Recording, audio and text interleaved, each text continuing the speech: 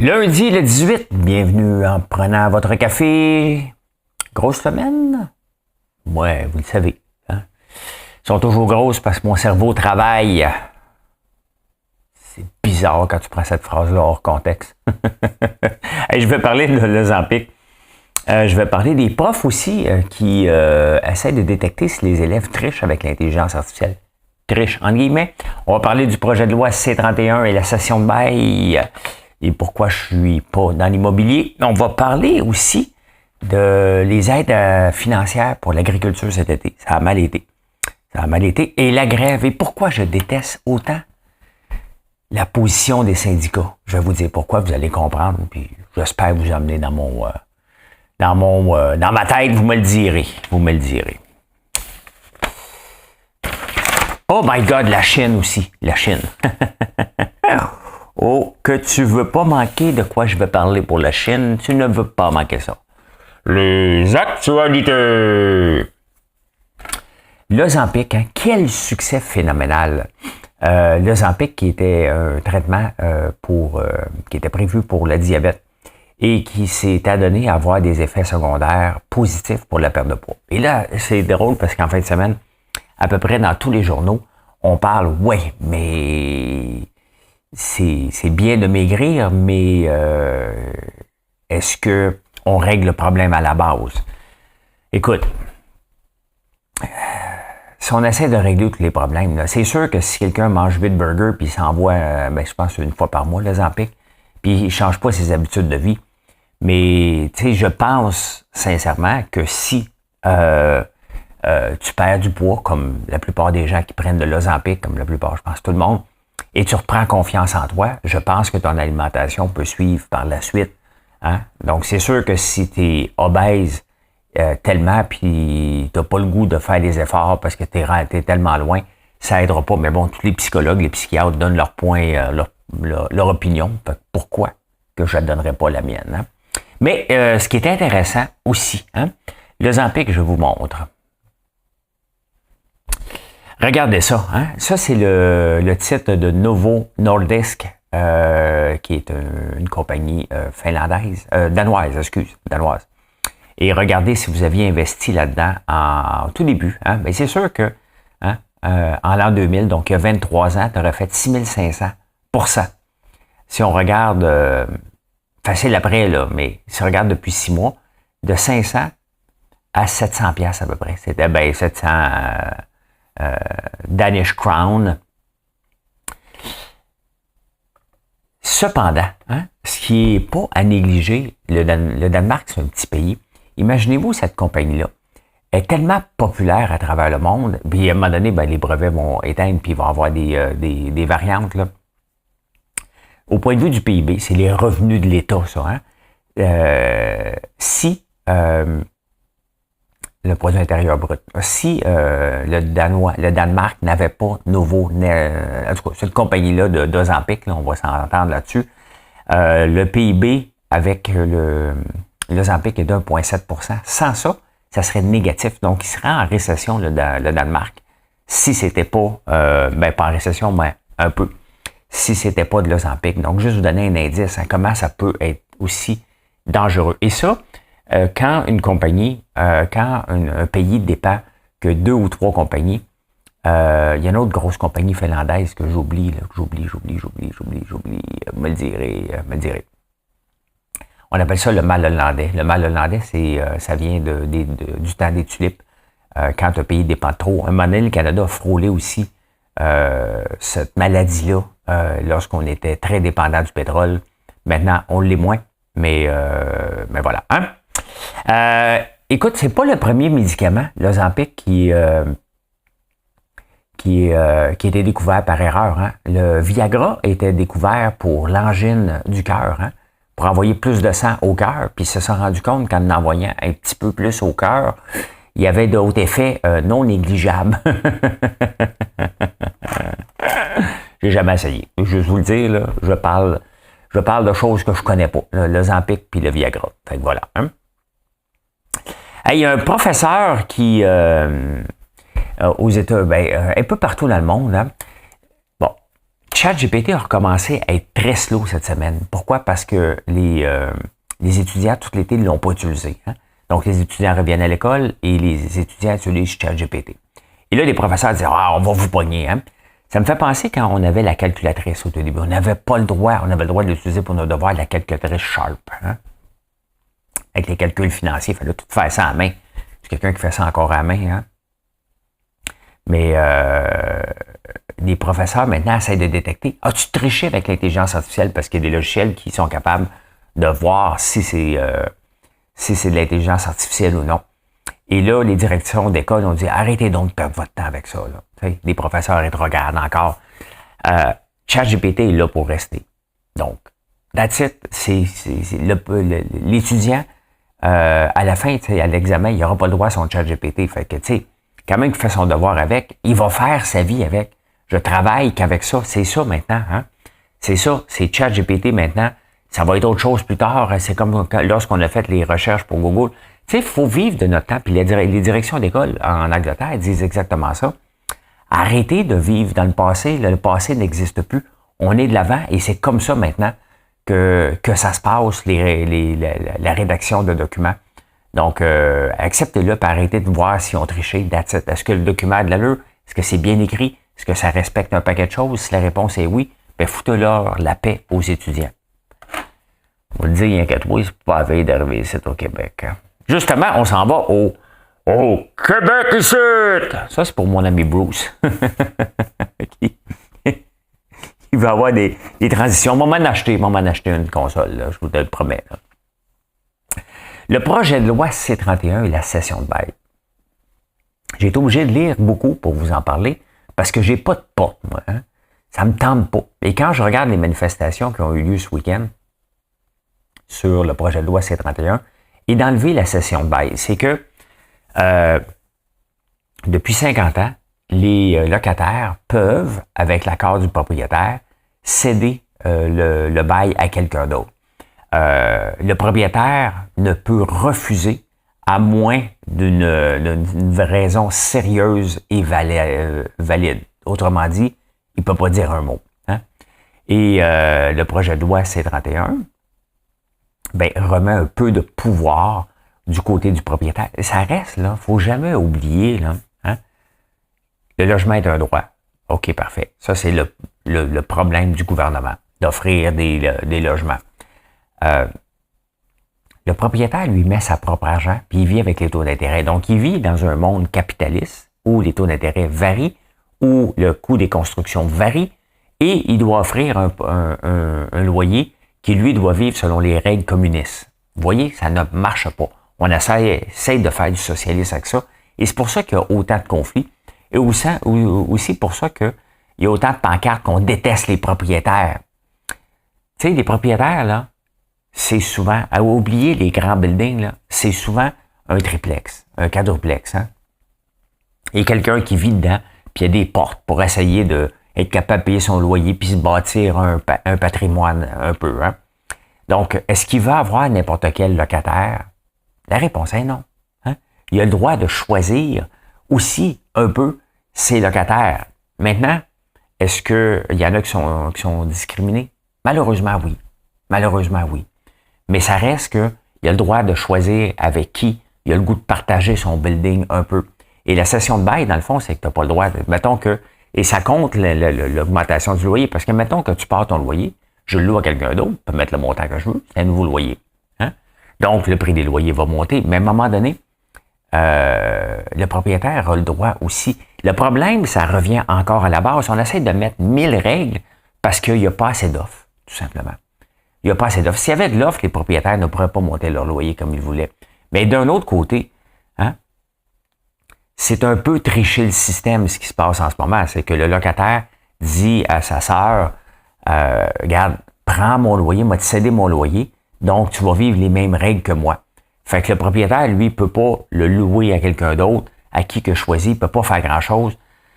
Ça risque de ne pas passer, mais ça confirme encore que les logements locatifs, il n'y en aura pas tant que ça, puis ça va continuer parce que toutes ces règles-là font suer les gens qui mettent leur propre argent puis sont pognés. Puis là, on parle de geler les loyers. Ça ne réglera pas le problème, ça va l'empirer. Si on met un gel des loyers, qu'est-ce que vous pensez qui va arriver? Hein? On va juste avoir des taudis. Les gens ne pourront plus rénover tout simplement. Ça prend de l'argent. Tu ne peux pas pomper de l'argent que tu n'as pas qui vient des loyers. Il y a une hypothèque à payer, puis ça monte.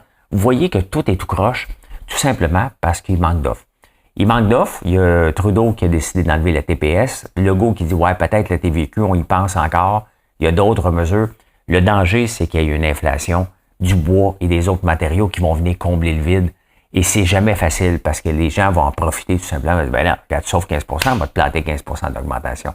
Vous voyez comment c'est complexe, toute la question des loyers, mais il reste à la fin que si on est pris dans cette situation-là, ben c'est parce que, faut pas le nier, là, hein, il y a des immigrants de plus en plus. Est-ce que je compte l'arrivée des immigrants? Pas du tout. On est en pénurie de main-d'œuvre, puis on va l'être, puis notre population est vieillissante.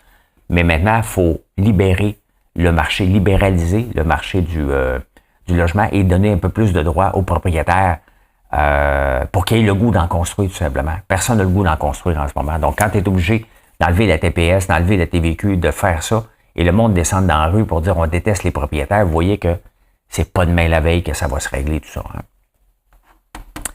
Hein? Écoute, pas de critiqueur pour rien. Là. Je ne sais pas si vous lisez la presse. Moi, je la lis tous les jours, bien entendu. Ils ont changé leur style, puis il y a plus de chroniqueurs que de journalistes. T'sais. Ils essayent de refaire un Facebook dans un journal. Je sais que en affaires, il faut que tu prennes des chances, puis il faut que tu te démarques, puis il faut que tu fasses des choses différemment. Mais les seuls articles de fond, là, à 80% en majorité, viennent du New York Times. Je paye déjà le New York Times à 99 cents par semaine. Je trouve que le journal La Presse a diminué. Je lis pas pour apprendre, pour lire des chroniques. Hein? Je lis pour apprendre des choses. Chacun son style, là. Mais moi, j'ai besoin d'apprendre. J'ai besoin d'avoir des articles de fond. C'est ça du journalisme. Hein? Donc, c'est parce que La Presse et les autres journaux sont tous en train de crier puis au loup par rapport à Meta. Mais en même temps, ils font pas de journalisme. Ils veulent qu'on paye des chroniqueurs à gros salaire avec des dons. Puis abonnez-vous, mais c'est que des chroniques, ce n'est pas du journalisme. Donc, honnêtement, tu peux plus crier aux journalistes quand t'en fais pas. Hein? Quand la moitié du journal vient du New York Times, t'as le droit, là. T'as le droit de faire ça. Il n'y a rien de mal, là. Je prends mes sources là, moi aussi. Mais viens pas dire que tu fais du journalisme. Je fais pas du journalisme, moi, je fais de l'opinion, tout simplement. Hein? Voilà. Êtes-vous tombé sur la tête?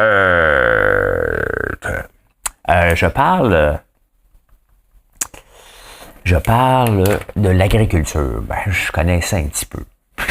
Je connais rien là-dedans. On me le dit de moins en moins. On me le dit de moins en moins que je connais rien dans l'agriculture. C'est quand même fantastique. Hein?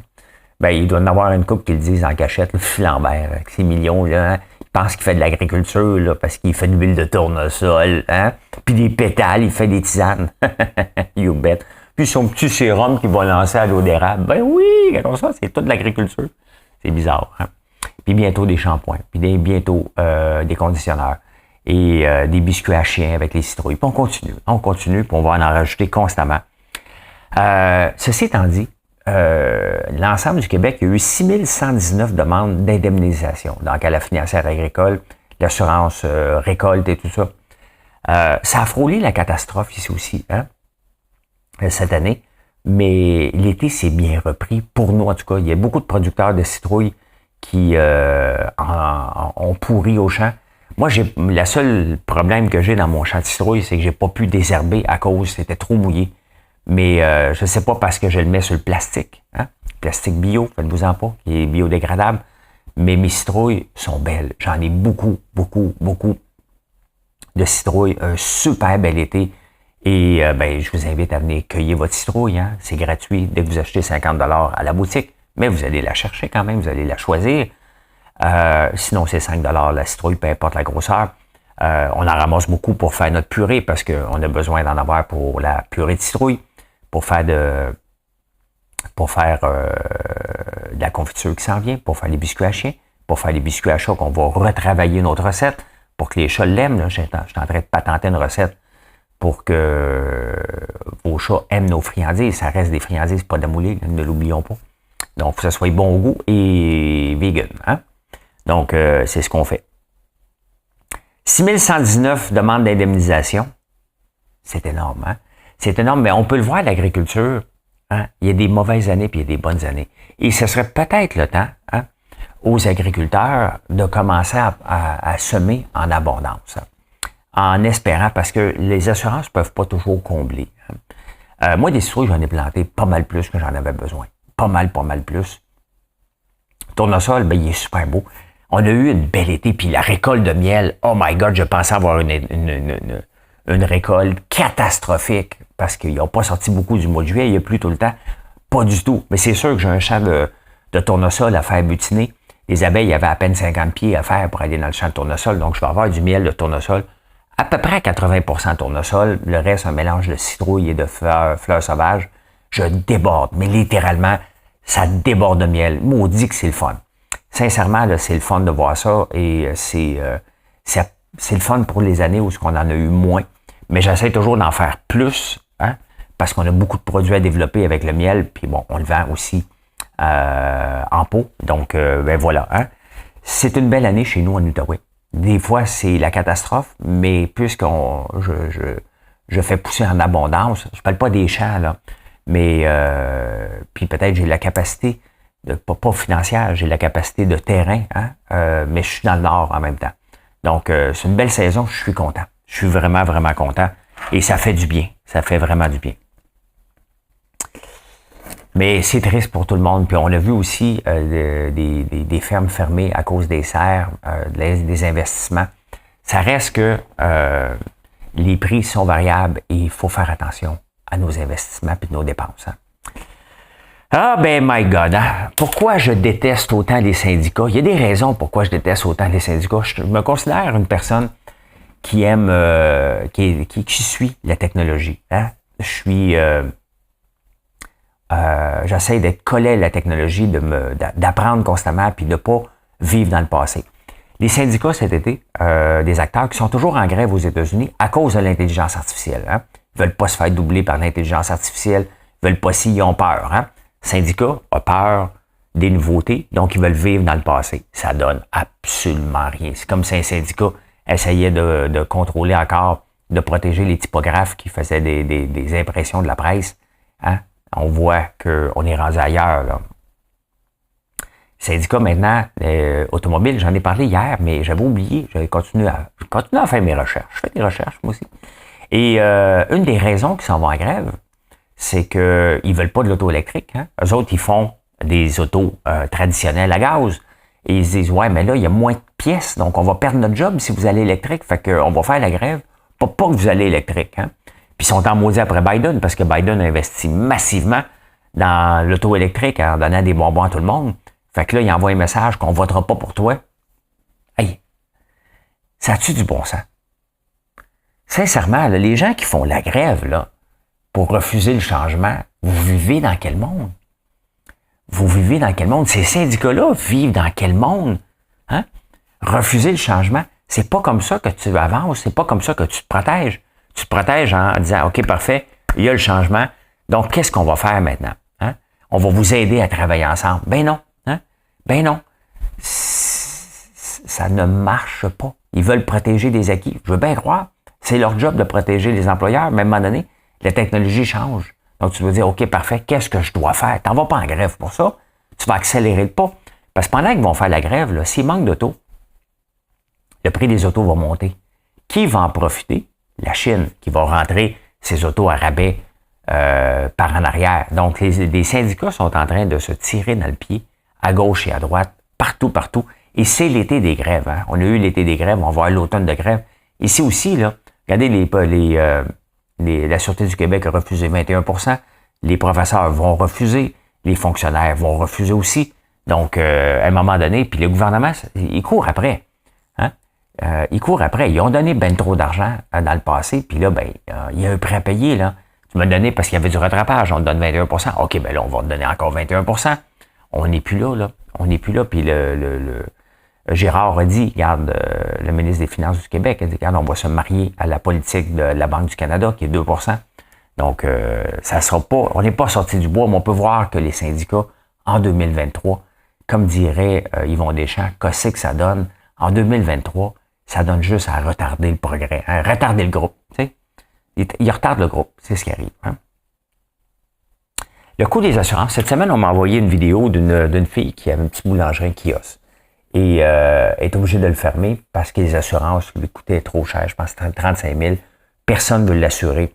Et il fallait qu'elle aille à Londres pour assurer la Lloyd's. C'est à peu près le lot de tout le monde. Hein? Les assurances est une obligation. On doit s'assurer. Hein? Et pourtant, c'est une obligation. Un peu comme les loyers. Hein? Vous voyez, on chiale contre les loyers. Le gouvernement a mis des règles pour les loyers. C'est limité. Les assurances, c'est la même chose. On doit s'assurer. Et pourtant, c'est dur de s'assurer. C'est tough en tabarnouche. L'année passée, j'ai frôlé la catastrophe parce qu'on a une ferme. Parce que comment je pourrais dire ça? Hein? Il y a une madame qui ne m'aimait pas. Et qui me demandait de faire des changements de l'assurance. Ça allait bien, ça ne coûtait pas trop cher.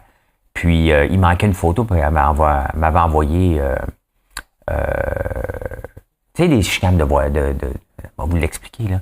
Des chicanes de village, là. Je m'étais chicané avec un ancien contracteur dans le village qui n'avait pas été correct. Et c'est une chicane normale, là, tu sais, puis regarde, je ne fais plus affaire avec toi. Bon, point final. Ça se trouve être sa belle-sœur de la sœur. Et là, elle a décidé de me faire payer. Fait qu'elle m'envoie le 18 décembre, il y a 2 ans, 3 ans. 18 décembre, ben regarde, on t'assure plus à partir du 12 janvier. C'est de retrouver un assureur, toi, dans cette période-là. Hein? Elle savait ce qu'elle faisait. Donc, je me suis ramassé pas d'assurance pour quelques mois. Et quand tu n'as pas d'assurance, tu es comme plus assurable. Tu sais, tant que tu payes tes assurances, ça va. Si tu arrêtes de payer tes assurances, tu as un délai, puis là, tu dis, ben j'ai pas d'assurance. Skyrock, hein? Première offre, 150 000 $. Je dis, hey, paye pas ça. Fait que j'ai vécu une couple de mois, pas d'assurance. Puis à un moment donné, je me suis dit, regarde, j'ai pas les moyens de me payer l'assurance. Si je passe au feu, ben ça sera éteint. Ça sera la fin. Bon, maintenant, on est assuré, tout va bien, mais ça coûte cher. Et donc, le petit kiosque de boulangerie, c'est parce que peu importe la grosseur de ton commerce, dès que tu as des gens qui viennent, ben ou dès que tu nourris des gens, il y a un risque. Il y a un risque. Donc, il faut que tu sois assuré pour ce genre de risque-là. Et ça coûte cher, tout simplement. Ça coûte très cher être en affaires. Et les assurances en sont une qui est souvent une décision de ouvrir ou de fermer, tout simplement.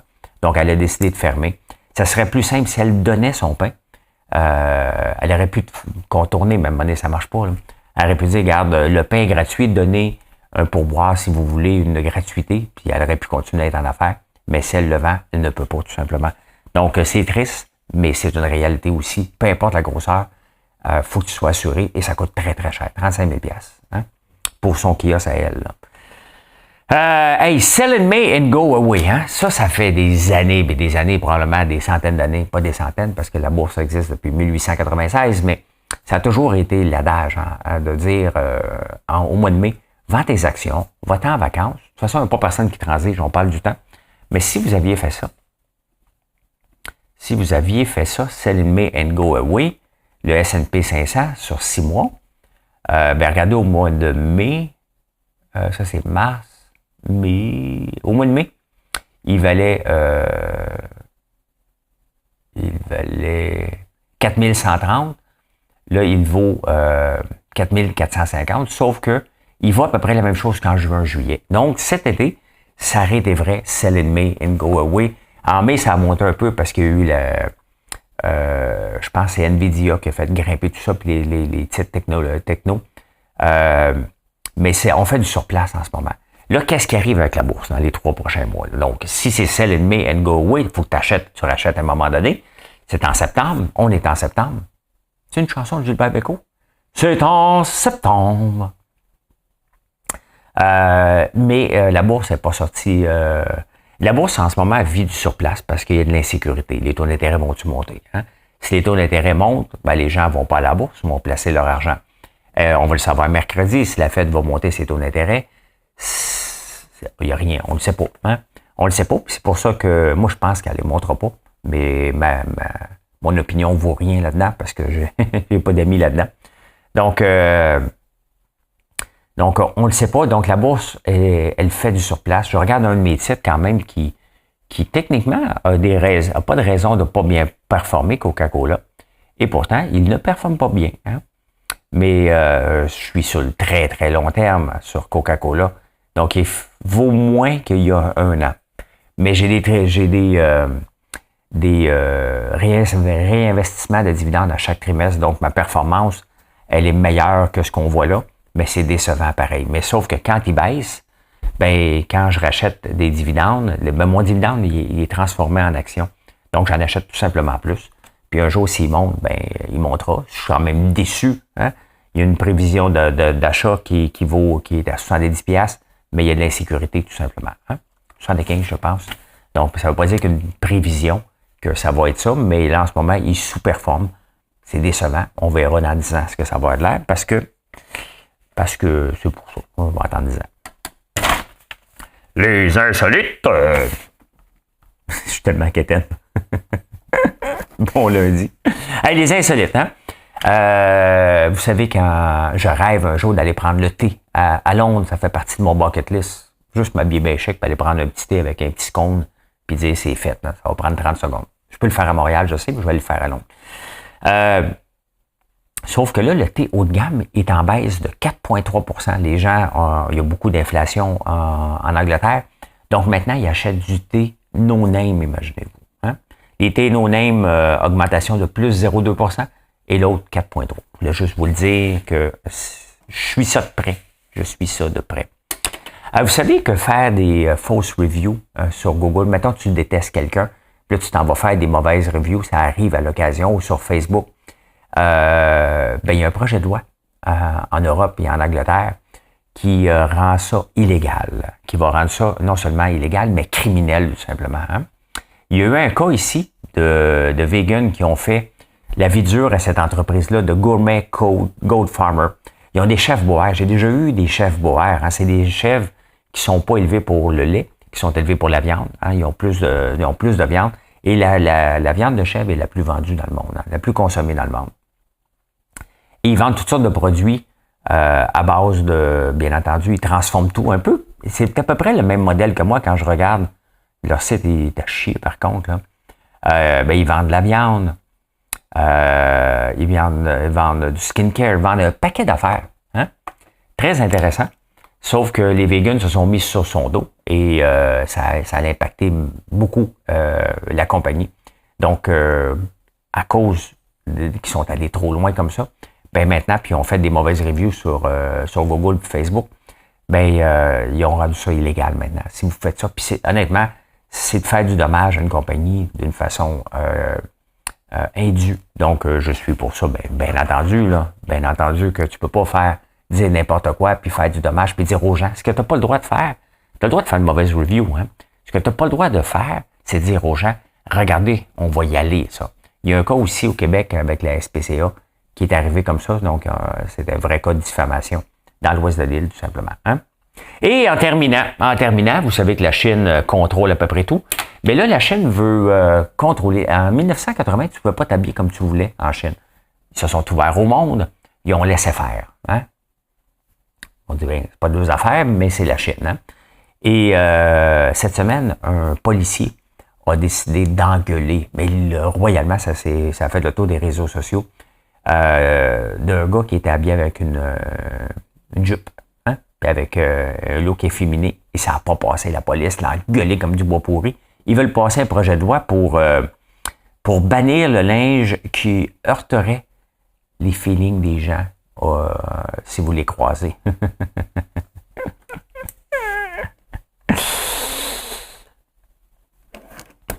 Et bien voilà comment j'ai vu l'actualité en ce beau lundi. Merci d'être là. Je vous souhaite une excellente journée. Puis venez donc nous voir sur françoislambert.one.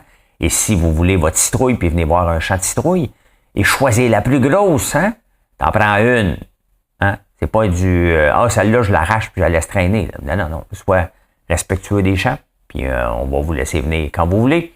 Venez nous voir à la ferme ici, tout simplement. Allez, bye, bonne journée.